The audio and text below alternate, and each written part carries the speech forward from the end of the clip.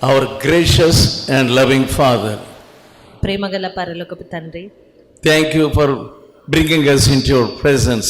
మీ సన్నిధిలోనికి మమ్మల్ని తీసుకొచ్చినందుకు మీ కృతజ్ఞతలు. Visit us, please, with your spirit. మీ ఆత్మ ద్వారా మమ్మల్ని దర్శించండి ప్రభా. Speak to us.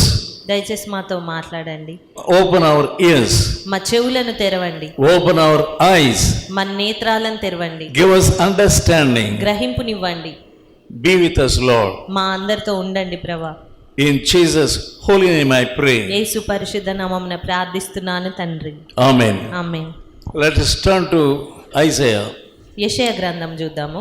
Chapter 62. 62వ అధ్యాయము Verse 1. మొదటి వచనము. సియోను నీతి సూర్యకాంతి వలె కనబడు వరకు, దాని రక్షణ దీపము వలె వెలుగుచుండు వరకు, సియోను పక్షమందు నేను మౌనంగా ఉండను, యెరూషలేము పక్షమందు నేను ఊరకుండను. Salvation is a burning torch, burning lamp. రక్షణ అనేది వెలుగుచున్న దీపము వంటిది. If you are saved, మీరు రక్షింపబడిన వారైతే you must be like torches, like lamps. మీరు వెలుగుచున్న దీపాల వలె ఉండాలి. People around you must see your light. మీ చుట్టూ ఉన్న ప్రజలు మీలో ఉన్న వెలుగును చూడగలగాలి. Jesus said, you are light of the world. యేసుక్రీస్తు మీరు లోకమునకు వెలుగై ఉన్నారు అని చెప్పారు. And Jesus himself is light. యేసుక్రీస్తే వెలుగై ఉన్నారు. When he comes into your heart, ఆయన మీ హృదయంలోనికి వచ్చినప్పుడు you will be like a light. మీరు వెలుగుచున్నటువంటి దీపము వలె ఉంటారు. Many people say they are saved, చాలా మంది మేము రక్షింపబడ్డాము అని చెప్తూ ఉంటారు. but you are not like lamps. కానీ వారు వెలుగుచున్న ఆ దీపము వలె ఉండరు. Your lamp is put off. మీ దీపము అనేది ఆరిపోయిన పరిస్థితిలో ఉంది. There is no light in you. నీలో ఏ వెలుగు ఉండదు. People are not able to see light in you. ప్రజలు నీలో ఏ వెలుగును చూడలేని పరిస్థితిలో ఉన్నారు. Really, if you are light, మీరు నిజముగా వెలుగై ఉంటే others through you, they will see their own dark life. మీలో నిజమైన వెలుగుంటే ఇతరులు మీ ఎదుటకు వచ్చినప్పుడు వారిలో ఉన్న చీకటి ఏంటో వారు గ్రహించగలుగుతారు. Immediately they recognize that there is light in you. మీలో వెలుగున్నదన్న విషయాన్ని వారు వెంటనే గ్రహించగలుగుతారు. If you are like light, మీరు వెలుగుగా ఉంటే people will come to you. ప్రజలు నీ ఎదుటకు వస్తారు. You will be like a torch. అప్పుడు నీవు వారికి ఒక దీపం వలె ఉంటావు. And also in this verse we see righteousness. అదే రీతిగా ఈ వాక్య భాగంలో మనము నీతిని చూస్తూ ఉన్నాము. Righteousness, it's brightness. నీతి అనేది అది కాంతి వలె ఉండాలి, Your ప్రకాశమానంగా ఉండాలి. and how is your righteousness? నీ నీతి ఏ రీతిగా ఉన్నది? When there is light in you and when there is righteousness in you, నీలో- there will be happiness. నీలో వెలుగు, నీలో నీతి ఉన్నట్టయితే నీకు సంతోషం ఉంటుంది. There is no real happiness in you because there is no real salvation in you. నిజమైన రక్షణ నీలో లేదు గనక నీలో నిజమైన సంతోషం లేదు. You don't have happiness నీకు ఆ సంతోషము లేదు. and others are not happy about you. మరి ఇతరులు సైతము నిన్ను బట్టి సంతోషంగా లేరు. Nobody is happy about you.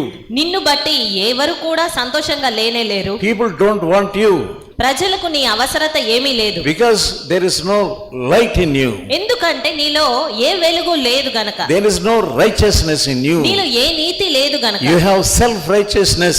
నీకు ఉన్నదెల్లా కేవలం స్వనీతి మాత్రమే. That is not God's righteousness. అది దేవుని నీతి ఎంత మాత్రం కాదు.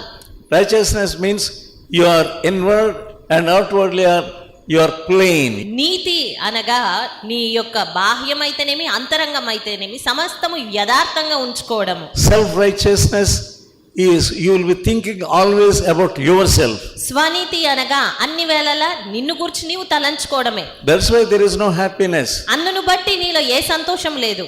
You are doing your own works నీవు నీ స్వంత కార్యములు from చేసుకుంటున్నావు. morning till evening. ఉదయం మొదలుకొని సాయంకాలము వరకు Your works. కేవలము నీ క్రియలు నీ పనులు మాత్రమే నువ్వు చేస్తూ But ఉంటావు. you are not working for God. అంతేగాని దేవుని కొరకు నువ్వు ఏ పని చేయలేవు. You see the elder brother of prodigal son. తప్పిపోయిన కుమారుడి యొక్క అన్నను చూసినట్టయితే There is no happiness in him. అతనిలో ఏ సంతోషము లేదు. When the prodigal son returned, తప్పిపోయిన కుమారుడు లేదా చిన్న కుమారుడు తిరిగి వచ్చినప్పుడు there was great happiness in that house. ఆ ఇంటి అంతటిలో ఎంతో సంతోషం ఉన్నది. But in the heart of the elder son, అయినప్పటికీ అన్న హృదయములో మాత్రము he was so sad. ఆ అన్న ఎంతో దుఃఖంతో ఉన్నాడు. He was telling his father, అతడు తన తండ్రితో చెప్తున్నాడు, you have made such a great feast for this prodigal. నిన్ను విడిచి వెళ్ళిపోయిన ఈ నీ కుమారుడి కొరకు నువ్వు ఇంత గొప్ప విందు చేశావు. He brought shame to you. అతడు కేవలం నీకు సిగ్గు తీసుకొచ్చాడు. For such a person, you are doing all these things. అలాంటి నీ కుమారుడి కొరకు నువ్వు ఇంత గొప్ప విందును సిద్ధపరిచావు అని తండ్రితో చెప్తున్నాడు. In fact, there is great happiness in heaven when one sinner repents. ఒక్క పాపి పశ్చాత్తాప పడినట్లయితే ఎంతో సంతోషం అనేది ఉండాలి. But in this man's heart, there is no happiness at all. కానీ ఈ వ్యక్తి హృదయంలో అసలు సంతోషమే లేదు. He was blaming his father. అతడు కేవలం తన తండ్రిని నిందిస్తున్నాడు ఆ విషయమై. 15th chapter of Luke, verse 28. లూకాసు వార్త 15:28.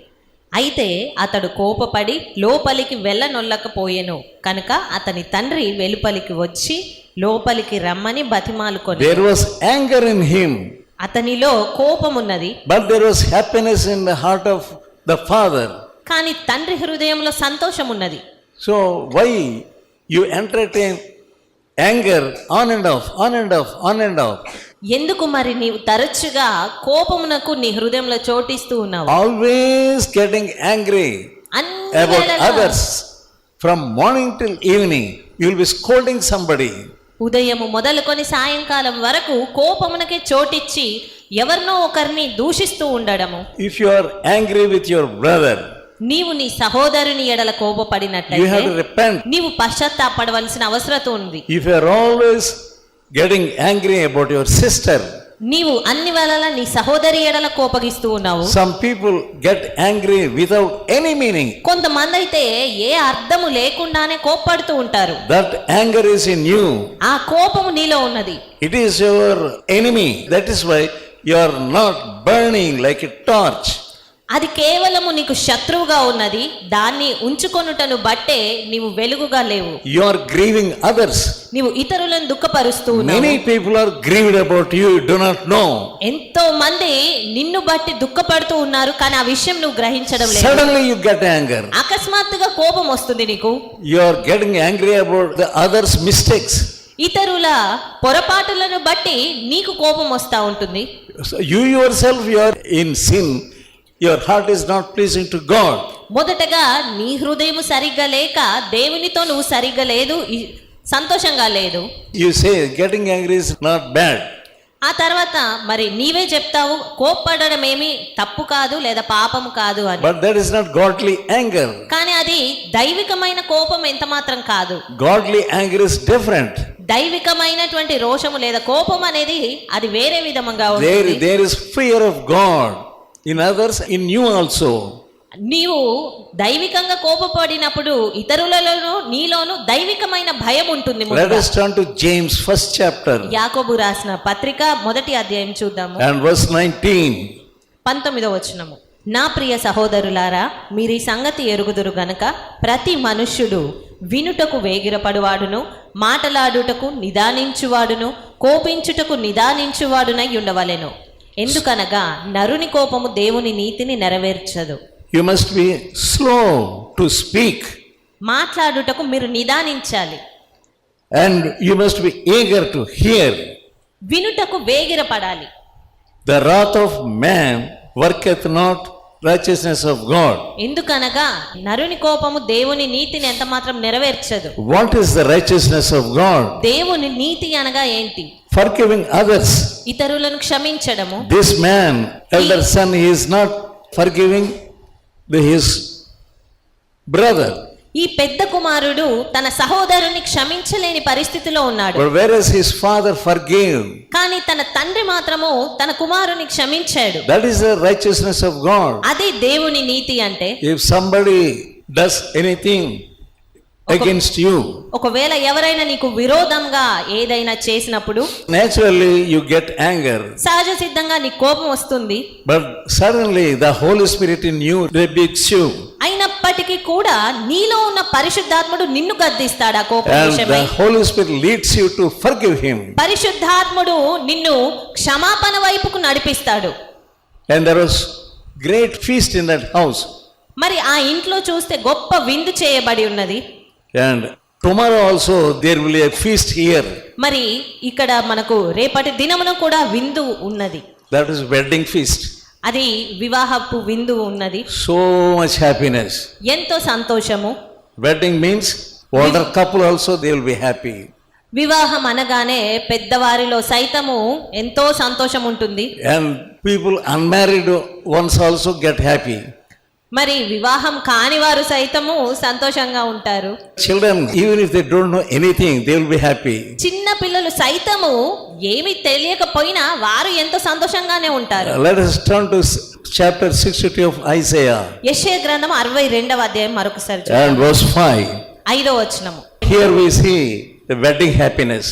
5వ వచనంలో చూసినట్టయితే ఇక్కడ వివాహపు సంతోషమును గూర్చి మనం As చూస్తాం. a young man marrieth a virgin, so the sons marry thee. As a bridegroom rejoice over the bride, so shall God rejoice over thee. యవనుడు కన్యకను వరించి పెళ్లి చేసుకొనున్నట్లు నీ కుమారులు నిన్ను వరించి పెళ్లి చేసుకొనేదరు. పెళ్లి కుమారుడు పెళ్లి కూతురుని చూచి సంతోషించినట్లు నీ దేవుడు నిన్ను గూర్చి సంతోషించును. Both the hearts, the bridegroom and bride, there will be happiness. Even they will be counting the hours and minutes. ఇరువురి హృదయాలు పెళ్లి కుమారుడిది లేదా పెళ్లి కూతురిని హృదయాలు సంతోషంతో ఉంటాయి. వారు గడియలను లెక్కించుకుంటూ ఉంటారు. The bridegroom counts the hours when the bride comes. పెళ్లి కుమారుడు గడియలను లెక్కించుకుంటూ ఉంటాడు ఎప్పుడు పెళ్లి కూతురు వస్తుందా అని. And the bride, she also will be counting the minutes when I will go there. పెళ్లి కూతురు సైతము ఎప్పుడు ఆ గడియలు అని లెక్కించుకుంటూ ఉంటుంది ఎప్పుడు వెళ్తాను అని. There will be rejoicing.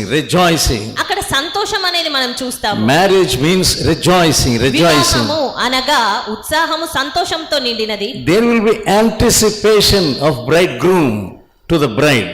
పెళ్లి కుమారుడు పెళ్లి కూతురులో ఎంతో ఎదురు చూడడం అనేది మనం గమనిస్తాము. So I am getting married. నేను వివాహము చేసుకోబోతున్నాను అని And there will be excitement. వారిలో ఎంతో ఉత్సాహము ఉత్సుకత ఉంటుంది. We see the real wedding in the Bible. బైబిల్లో మనము నిజమైన వివాహాన్ని చూస్తూ ఉన్నాము. The wedding of the Lamb. గొర్రె పిల్ల వివాహోత్సవ దినము. And Lamb will be excited. ఆ సన్నివేశం కొరకై గొర్రె పిల్ల ఎంతో ఉత్సాహంతో ఉన్నది. And the bride, that is converted people, they are also excited. అదే రీతిగా పెళ్లి కూతురు అనగా మారు మనసు పొందిన వ్యక్తులు లేదా సంఘము ఉత్సాహముతో ఉన్నది. If you are converted man, మీరు మార్పు నొందిన if you are a వారైతే, saved man, మీరు రక్షింపబడిన if there is వారైతే, no sin in you, మీలో ఏ పాపము you లేకపోతే will be excited. మీరు ఎంతో ఉత్సాహభరితంగా ఉంటారు. You feel so happy. ఎంతో సంతోషంతో ఉంటారు. And you will be thinking, when can I see the bridegroom? మీరు కూడా నేను ఎప్పుడు పెళ్లి కుమారుని చూస్తానా అని సంతోషంతో వేచి ఉంటారు. Between both of them, the lamb and the church, గొర్రె పిల్ల అదే రీతిగా సంఘము ఇద్దరిలోను కూడా they will be eagerly waiting to meet one another cheerfully. వారు సంతోషంతో ఒకరినొకరు కలుసుకోవడం కొరకు వేచి చూస్తూ ఉంటారు. Is there an excitement in you? మరి అలాంటి సంతోషము If you are వేచి ఉండడం నీలో ఉందా? if you are not a saved man, నీవు ఒకవేళ రక్షింపబడని వ్యక్తివైతే you will be very sad. మరి నీవు ఎంతో దుఃఖముతో ఉంటావు. But not only you will not get happiness, but the great doom, great sorrow is awaiting you. మరి నీవు సంతోషంగా ఉండకపోవడం మాత్రమే కాదు గాని నీ కొరకు ఎంతో దుఃఖం అనేది సైతం వేచి ఉంటుంది. Why these meetings? ఈ కూటములు ఎందుకు? To prepare you, like నిన్ను సిద్ధపరచుట కొరకే. as the bride is being prepared. ఒక పెళ్లి కూతురు సిద్ధపడుచున్నటువంటి రీతిగా నీవు సిద్ధపడుట కొరకే ఈ కూటములు. Paul says, I am preparing the bride. సంఘమును పెళ్లి కుమార్తె వలె సిద్ధపరుస్తున్నాను అని పౌలు చెప్తున్నాడు. When you think about the wedding, how much happiness, how much cheerfulness, how much excitement, how much entertainment will be there wedding time. వివాహము అనగానే ఎంతటి సంతోషము ఉత్సాహము వేడుక అన్నీ ఉంటాయో ఒకసారి తలంచండి. I think about that great wedding also. ఆ యొక్క గొప్ప విందును గూర్చి కూడా తలంచాలి. There will be glory. అక్కడ మహిమ ఉంటుంది. That is eternal glory. అది నిత్య మహిమ. If you have Christ in you, నీలో క్రీస్తు ఉంటే you will suddenly, you will wait for the glory. నిశ్చయంగా నీవు ఆ మహిమ కొరకు ఎదురు చూస్తూ ఉంటావు. And again, let us turn to the text, chapter 62. మరొకసారి మన వాక్య భాగంలోనికి వద్దాము. 62వ అధ్యాయము Verse 4. 4వ వచనము. విడువబడిన దానివని ఇక మీదట నీవు అనబడవు, పాడైనదని ఇకను నీ దేశమును గూర్చి చెప్పబడదు. హెత్సిబా అని నీకును, బ్యూలా అని నీ భూమికిని పేర్లు పెట్టబడును. యెహోవా నిన్ను గూర్చి ఆనందించుచున్నాడు, నీ దేశము వివాహితమగును. Thou shalt no more be termed forsaken, నీవిక మీదట విడువబడిన దానివని అనబడవు. desolate. నిర్జనమైనటువంటి ప్రదేశంగా లేదా పాడైన దేశంగా నీవిక మీదట ఉండవు. Saved people must think how God's love without your knowledge came upon you and saved you. రక్షణ పొందిన వారి ఎడల మరి దేవుని ప్రేమ మనకు తెలియని రీతిగానే ఏ రీతిగా ప్రసరిస్తుంది అనే విషయం గ్రహించుకోవాలి. Before you came into the presence of God, మీరు దేవుని సన్నిధిలోనికి రాక మునిపే God himself loved you. దేవుడే ముందుగా నిన్ను ప్రేమించాడు. You were like a forsaken person. నీవు అది వరకు విడువబడిన వ్యక్తిగా ఉండి ఉన్నావు. Here we see the picture of a baby. ఇక్కడ మనం ఒక చిన్న శిశువు యొక్క పరిస్థితిని మనం చూస్తున్నాము. Newly born baby. అప్పుడే జన్మించినటువంటి ఒక చిన్న శిశువును చూస్తా ఉన్నట్లయితే, If a baby is born, ఒక చిన్న ఆ శిశువు జన్మించినప్పుడు lot of care is to be taken. ఎంతో జాగ్రత్త అనేది తీసుకోవాల్సిన అవసరం ఉంటుంది. Wrapped up in a cloth. ఆ శిశువు ఆ గుడ్డలతో చుట్టబడాలి. Otherwise, the baby is covered with blood. లేదంటే ఆ యొక్క శిశువు రక్తముతో నింపబడి ఉంటుంది. But out of love, కానీ ప్రేమ చేత it is washed. ఆ యొక్క శిశువు కడగబడి ఉంటుంది. When you were living in sin, నీవు పాపంలో జీవించిన God సమయంలో loved you. దేవుడు నిన్ను ప్రేమించాడు. you were forsaken, నీవు విడువబడిన వ్యక్తివి. like a baby thrown somewhere in the field. ఒక స్థలములో పడవేయబడినటువంటి శిశువు వలె నీవు ఉండి ఉంటివి. You are full of blood. నీవు రక్తపు మడుగులలో ఉన్న వ్యక్తిగా ఉంటివి. But what did God, Jesus do? కానీ యేసు నీ ఎడల ఏం చేశారు? He loved you. ఆయన నిన్ను ప్రేమించారు. He did not leave you. నిన్ను అదే రీతిగా విడిచిపెట్టలేదు. He washed you. ఆయన నిన్ను కడిగారు. And he wrapped you. ఆయన నిన్ను చుట్టారు. You have forgotten everything. కానీ నీవు ఆ విషయాలన్నింటినీ మర్చిపోయావు. Let us turn to Ezekiel 16th chapter and verse 6. యెహెజ్కేలు గ్రంథము 16:6. అయితే నేను నీ యొద్దకు వచ్చి రక్తంలో పొర్లుచున్న నిన్ను చూచి, నీ రక్తంలో పొర్లియున్న నీవు బ్రతుకుమని నీతో చెప్పి తిని. నీవు నీ రక్తంలో పొర్లియున్నను బ్రతుకుమని నీతో చెప్పి తిని. Because of his love, ఆయన ప్రేమ కారణంగా, because of his word, ఆయన మాటను బట్టి you are cleansed and wrapped.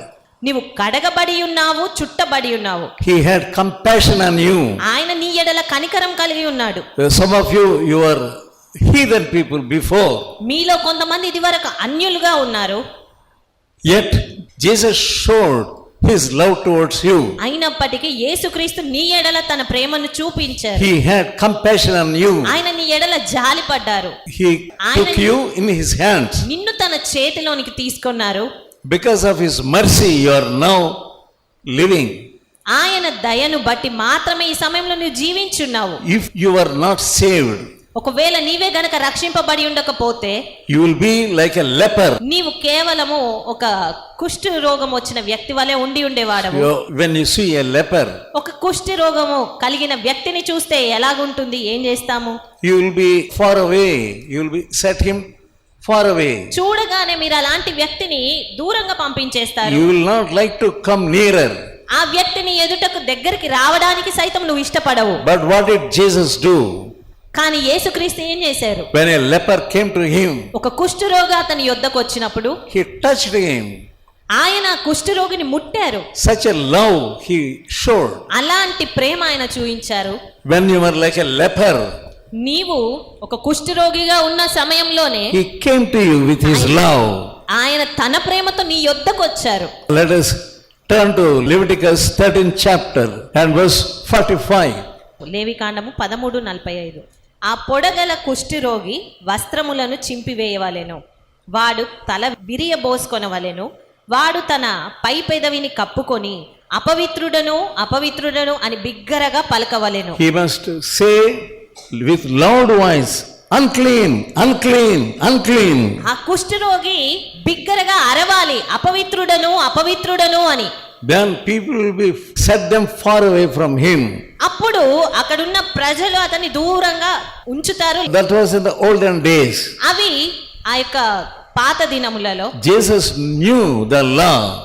యేసుక్రీస్తుకు మరి ధర్మశాస్త్రం అంతా కూడా తెలుసు, He knew the word. ఆయనకు వాక్యము తెలుసు. Still he went near him. అయినప్పటికీ ఆయన ఆ కుష్ఠరోగిని సమీపించారు, ఆయన యొద్దకు వెళ్ళారు. And Jesus touched the leper. అంత మాత్రమే కాక యేసుక్రీస్తు ఆ కుష్ఠరోగిని ముట్టారు. Jesus showed compassion on him. ఆ కుష్ఠరోగి ఎడల కనికరమును చూపించారు. You see the acts of Jesus. మీరు యేసుక్రీస్తు కార్యములను గమనించండి. Those acts will stir you up. కార్యములు మిమ్మల్ని లేవనెత్తగలుగుతాయి, రేకెత్తించగలుగుతాయి. God's people were in Egypt. దేవుని ప్రజలు ఐగుప్తులో ఉన్నారు. And Egypt was an idolatrous country. మరి ఐగుప్తు కేవలం విగ్రహారాధనతో నింపబడిన ప్రదేశంగా ఉండి ఉన్నది. The people of God, Israelites, they were in Egypt. దేవుని ప్రజలు ఆ ఐగుప్తులో ఉన్నారు. While they were in Egypt, they learned idolatry. ఐగుప్తులో ఉన్నప్పుడు వారు విగ్రహారాధన నేర్చుకొని ఉన్నారు. But when he brought them out, కానీ ఆయన వారిని బయటికి తీసుకొచ్చినప్పుడు he gave them commandments. ఆయన వారికి ఆజ్ఞలను ఇచ్చాడు. Exodus 20th chapter నిర్గమకాండము 20వ అధ్యాయము and verse 2. 2వ వచనం. నీ దేవుడైన యెహోవాను నేనే దాసుల గృహమైన ఐగుప్తు దేశంలో నుండి నిన్ను వెలుపలికి రప్పించి తిని, నేను తప్ప వేరొక దేవుడు నీకు I am thy God, నేనే నీ దేవుడను, which have brought thee out of the land of Egypt, నిన్ను దాసుల గృహమైన ఐగుప్తు నుంచి and బయటికి out of the రప్పించినవాడు house, నేనే. house of bondage. ఆ యొక్క బానిసత్వపు గృహము నుంచి నిన్ను బయటికి రప్పించిన వాడని నేనే. And what was the commandment? మరి ఆయన ఇస్తున్న ఆజ్ఞ ఏంటి? 3rd verse. 3వ వచనము. నేను తప్ప వేరొక దేవుడు నీకు ఉండకూడదు. The most difficult thing in my life is doing God's work in the present days. మరి నా జీవిత దినాల్లో చాలా కఠినతరమైనది, కష్టతరమైనటువంటి కార్యమెల్లా ఈ దినాల్లో దేవుని సేవను చేపట్టడమే. People who came out of heathen background, అన్య సాంప్రదాయాల నుంచి లేదా అన్య పరిస్థితి నుంచి వచ్చినటువంటి ప్రజలు, I am not able to teach them properly. అన్యుల గృహాల నుంచి వచ్చిన వారికి నేను సరి అయిన రీతిగా చెప్పలేకపోతున్నాను. It doesn't mean I don't tell them. నేను వారికి చెప్పడం లేదు అని కాదు. Hundreds of times I tell them. 100 సార్లు నేను వారికి చెప్తూనే This ఉన్నాను. is heathen practice. This is heathen practice. ఇదంతా అన్యాచారము, ఇది But చీకటి సంబంధమైనది. their hearts are still like stones. They are not listening to me. అయినప్పటికీ కూడా వారి హృదయాలు రాతి వలె కఠినంగా ఉన్నాయి గనక నా మాట ఎంత మాత్రం వారు వినడం 100 times, 1000 times when I tell them, they don't leave the heathen practices. 100 మార్లు లేదా 1000 మార్లు చెప్పినా కూడా వారు అన్యాచారాలను విడిచిపెట్టే వారిగా ఉండరు. They don't know that they're still continuing idolatry. వారు ఇంకా విగ్రహారాధన చేత ఉన్నారన్న విషయం తెలియదు. Even Christians also, క్రైస్తవులు సైతము in the marriages, వివాహ సమయాల్లో they observe heathen practices. అన్యాచారాలను చేస్తూ ఉంటారు. You break your head and tell them, they won't leave. మీరు మీ తల బాదుకొని చెప్పినా కూడా ఆ అన్యాచారాలను Such మాత్రం kind of విడిచిపెట్టరు. darkness is there in Christianity. అంత దట్టమైన చీకటి క్రైస్తవుల్లోనే ఉంటుంది. Even if you show them word of God, వారికి దేవుని వాక్యం చూపించినప్పటికీ కూడా they are still going on. వారు తమ మార్గాల్లోనే వెళ్ళిపోతూ ఉంటారు. The church is being destroyed because of the heathen practices. ఈ అన్యాచారాలను బట్టి సంఘము పాడవుతూ ఉంది. You are worshipping a living God. మీరు జీవము కలిగిన దేవుణ్ణి ఆరాధిస్తున్నారు. That is why God gave that commandment. అందు నిమిత్తమే దేవుడు ఈ ఆజ్ఞను మనకి You ఇచ్చాడు. should not have any other God నీకు before me. నేను తప్ప వేరొక దేవుడు నీకు ఉండనే కూడదు. But what are you saying? కానీ మరి నీవేం చెప్తున్నావు? I am not worshipping the idol. నేనేమి విగ్రహారాధన చేయడం లేదు. I am not going to the Hindu temples. నేనేమి ఆ యొక్క హిందూ గుళ్ళకు వెళ్ళట్లేదు. But I am only doing these unnecessary wicked practices. కేవలము ఈ చిన్న చిన్న కార్యాలు చేస్తున్నానని ఆ దుష్ట కార్యాలు చేస్తూ ఉన్నావు.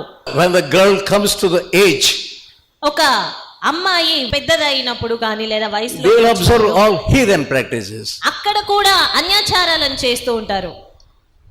People when they die, ప్రజలు చనిపోతే we see the heathen practices. అన్యాచారాలు చేయడం చూస్తాం. When a child is born, ఒక శిశువు పుట్టాడు అంటే that's all heathen practices begin start. అంతే, ఆ పుట్టుకతోనే అన్యాచారాలు చేయడం. Why you don't want to come out? ఎందుకు బయటికి రాలేకపోతున్నావు? You are ready to go to hellfire. నీవు నరకాగ్నికి వెళ్ళడానికి సిద్ధంగా Even if you know that you don't want to leave these heathen practices. ఆ విషయం తెలిసినా కూడా అన్యాచారాలను మాత్రం విడిచిపెట్టవు. Lakhs and lakhs of money they are spending. లక్షల రూపాయలు ఆయా విషయాల కొరకు వారు వెచ్చిస్తూ ఖర్చు But చేస్తున్నారు. for God's work you will not give even 100 rupees. దేవుని పని అంటే 100 రూపాయలు కూడా ఇవ్వలేని పరిస్థితిలో ఉంటారు. For heathen practice you will spend 10 lakhs. అన్యమైనటువంటి ఆచారాలకు మాత్రము 10 లక్షలైనా వెచ్చిస్తూ ఉంటారు. Why don't you leave that? ఎందుకు ఆ వెర్రితనాన్ని విడిచిపెట్టట్లేదు? Why don't you look at the word of God? దేవుని వాక్యాన్ని ఎందుకు చూడడం? Why don't you please God? ఎందుకు దేవుణ్ణి సంతోష పెట్టలేకపోతున్నావు? You are ungrateful. నీవు కృతజ్ఞత లేని వాడవుగా ఉన్నావు. You are unfaithful. నీవు అపనమ్మకస్తుడిగా ఉన్నావు. You are disobedient. నీవు అవిధేయతతో ఉన్నావు. You are wicked. నీవు దుష్టత్వంతో ఉన్నావు. You are crucifying Jesus యేసుని నీవు సిలువ వేస్తూ ఉన్నావు. again and again and again. మరల వేస్తూ ఉన్నావు. Some people's idol is mobile. కొంతమందికి విగ్రహము వారి mobile. 1000 times you tell that person, 1000 మార్లు ఆ వ్యక్తికి చెప్పినా కూడా they will not listen. వారు ఎంత మాత్రము మాట వినిపించుకొని Is it పరిస్థితి. not idolatry? అది విగ్రహారాధన కాదా? You say I am a Christian. నేను క్రైస్తవుడను అని నువ్వు You చెప్తావు. are a shameless Christian. సిగ్గులేని క్రైస్తవుడవు. You are fearless Christian. భయం లేని క్రైస్తవుడు. Your religion is devilish religion. నీ యొక్క భక్తి అంతా కూడా సాతాను భక్తి. Why do you want to worship that mobile? ఎందుకు నీవు మొబైల్ ని ఆరాధిస్తూ ఉన్నావు? Why are you watching those unclean pictures? ఎందుకు అపవిత్రమైనటువంటి మూవీస్ ని ఆరాధిస్తూ? If you want the darkness to leave your home, మరి మీ you leave your house. మీ కుటుంబాలని మీ గృహాలను ఆ చీకటి విడిచిపెట్టి పోవాలి అని మీరు If you ఆశతో want ఉంటే, real happiness, మీకు నిజమైన సంతోషం కావాలి అనుకుంటే leave the practices. ఆ అన్యాచారాలను Leave విడిచిపెట్టండి. idolatry. విగ్రహారాధన సంబంధమైనవి విడిచిపెట్టండి. God will bless you. దేవుడు మిమ్మల్ని దీవిస్తాడు. ఓపికతో ఫలించు అనే పుస్తకాన్ని చదివి అనేకులు మేలు పొందుచున్నారు. ప్రతి ఒక్కరూ తప్పక చదవాల్సిన పుస్తకం. ఈ పుస్తకాన్ని చదువుతున్నప్పుడే పరిశుద్ధాత్మ శక్తి బలంగా మీపైన పనిచేస్తుంది. ఈ ఆధ్యాత్మిక పుస్తకం కొరకై వెంటనే మమ్ములను సంప్రదించండి. సమర్పణ పత్రిక. ఈ పత్రిక మిమ్ములను సూక్ష్మంగా పరిశీలించి దైవవాక్యాన్ని అందించి మీ జీవితంలో విశ్వాసం యొక్క అవసరతను తెలియజేస్తుంది. ఈ పత్రిక చదివిన కొందరు రక్షణ పొందడమే కాక దైవ సేవలో కూడా పాల్పొందుచున్నారు. మరెన్నో ఆధ్యాత్మిక పుస్తకములు మీ కొరకు సిద్ధంగా ఉన్నవి. మా చిరునామా బి ముఖర్జీ సమర్పణ మినిస్ట్రీస్, చిన్నగొలపాలెం, వయా ముగుల్తూరు, పశ్చిమ గోదావరి జిల్లా. Pin code 534281. మా ఫోన్ నంబర్ 9542037489, 9390108373.